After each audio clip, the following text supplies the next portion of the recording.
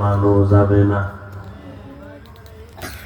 قال النبي صلى الله عليه وآله وسلم تركت فيكم أمرين لن تضلوا ما تمسكتم بهما كتاب الله وسنة رسوله।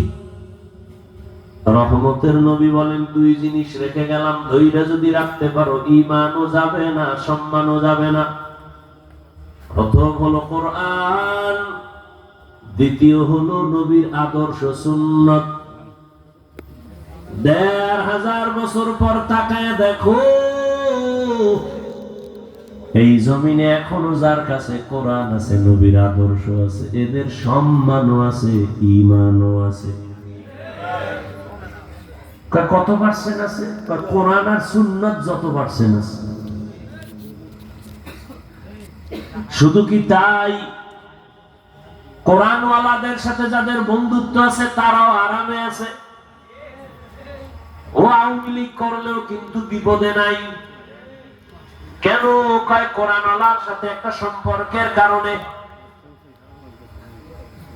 আলেমের সাথে সম্পর্কের কারণে দুনিয়ায় যেমন তোমার বিপদ নাই, কিয়ামতের দিনও আল্লাহ তোমাকে বিনা হিসাবে জান্নাত দিয়া দিবেন।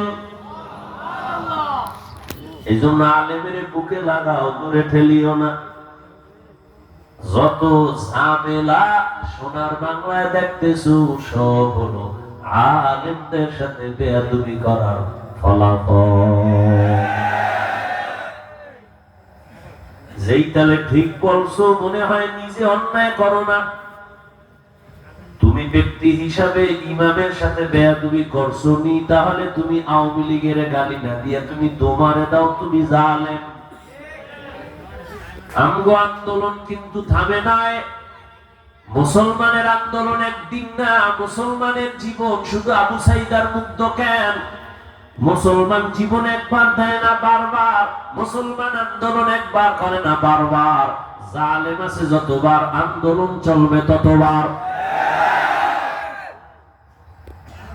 মুসলমানের আন্দোলন জালেমের বিরুদ্ধে,